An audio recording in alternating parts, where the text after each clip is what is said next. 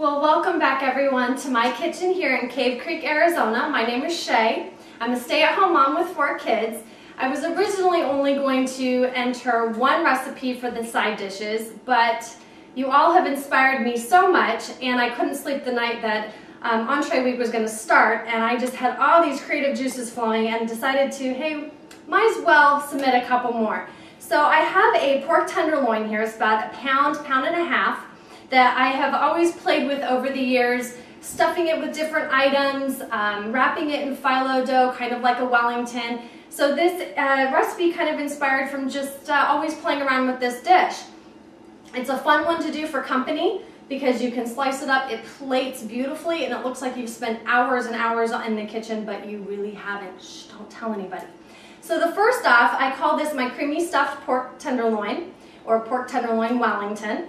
And the first thing you want to do is you want to preheat your oven to 350 degrees, and you want to preheat a pan at about medium-high heat with a tablespoon of butter and a tablespoon of olive oil.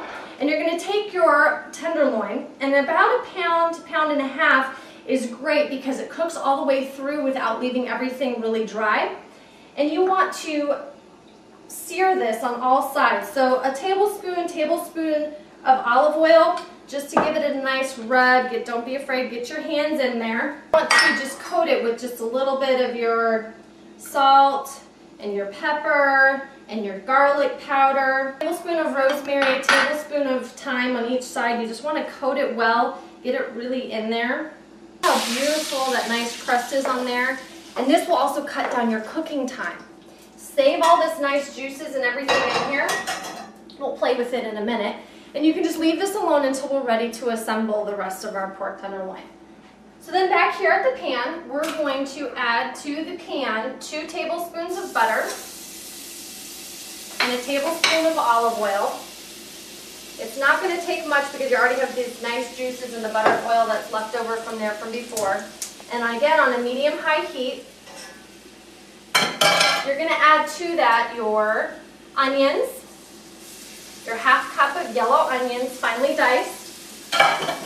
And we're going to use a tablespoon of garlic. Add in your teaspoon of pepper, your teaspoon of salt, a teaspoon of garlic powder, your 2 tablespoons of thyme, and your 2 tablespoons of rosemary. And we're adding 4 ounces. I have found that it's about 4 big heaping tablespoons. Incorporate that all well together. Oh, look at that. Isn't that beautiful? It smells so good.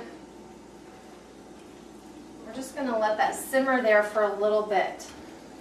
That spinach becomes completely wilted down. It's all getting nice and happy. Can't have any music playing for these videos, so I just dance to the little music in my head.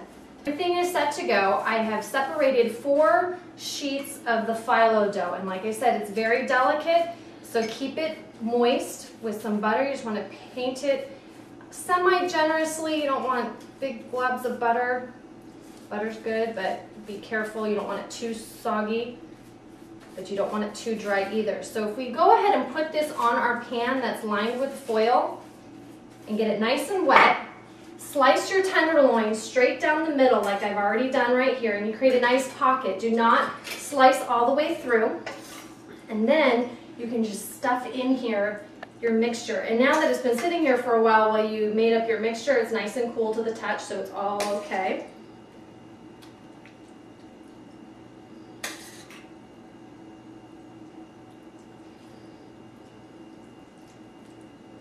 Look at that, that's beautiful. Now everything is set to go. I have separated 4 sheets of the phyllo dough, and like I said, it's very delicate, so keep it moist with some butter. You just want to paint it semi-generously. You don't want big globs of butter. Butter's good, but be careful. You don't want it too soggy, but you don't want it too dry either. So if we go ahead and put this on our pan that's lined with foil and get it nice and wet, slice your tenderloin straight down the middle like I've already done right here, and you create a nice pocket. Do not slice all the way through. And then you can just stuff in here your mixture. And now that it's been sitting here for a while you made up your mixture, it's nice and cool to the touch, so it's all okay.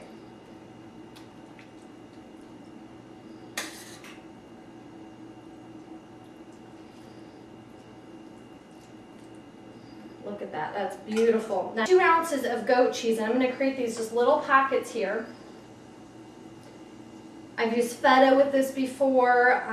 You want something that's not so strong of a cheese, but it's just going to incorporate and become nice and creamy in there. And so then I've got this nice stuffed pork tenderloin. And we're going to lay this catty corner to the phyllo dough. And you want to keep incorporating butter throughout the layers.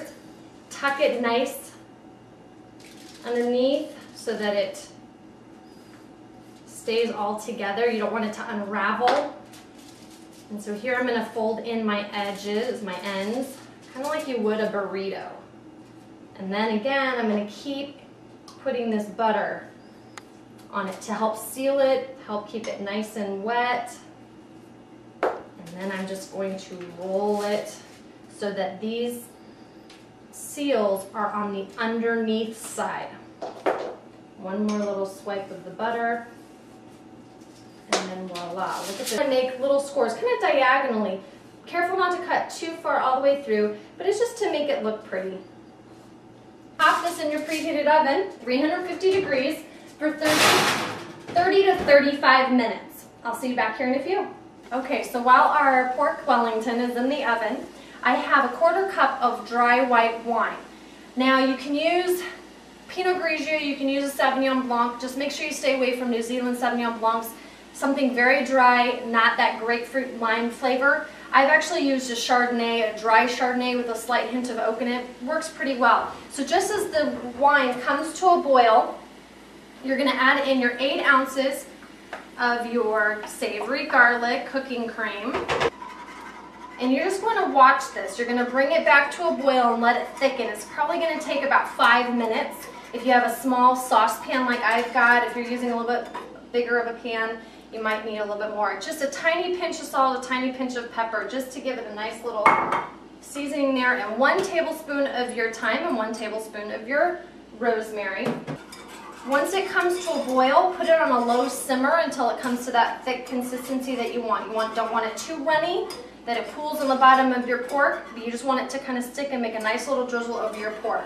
So it's been on a simmer for about 5 minutes, and the best way to tell if this is the consistency that you want is when you dip in your back of your spoon and see how that just does a nice slow drip, but kind of like you test a gravy, swipe it across your spoon, and if it holds and doesn't drip down, then you are all set. So our final step is plating.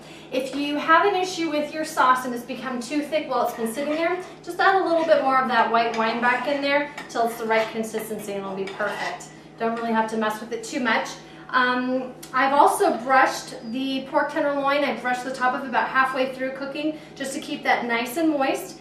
And then we want to plate it. You're just going to run your knife right along here. It's okay if it kind of crumbles a little bit. Oh, look at that nice pocket of yumminess. And we want it to just lay right there on the plate. Just like that. We'll put 2 slices per serving. So this is a good, 4-person dish. It's got the nice crunchy flakiness of the layers, the nice tender pork, and the creamy little sauce in there.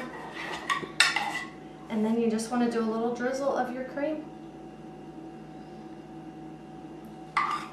And you could always put the leftover sauce on the table in a little boat, and then people can add more if they want. I am so going to have to taste this. Get a little bite of the crunchy flaky crust, the yummy stuffing in the middle, and a little piece of pork. That is so incredible. Well, from my kitchen to yours, enjoy.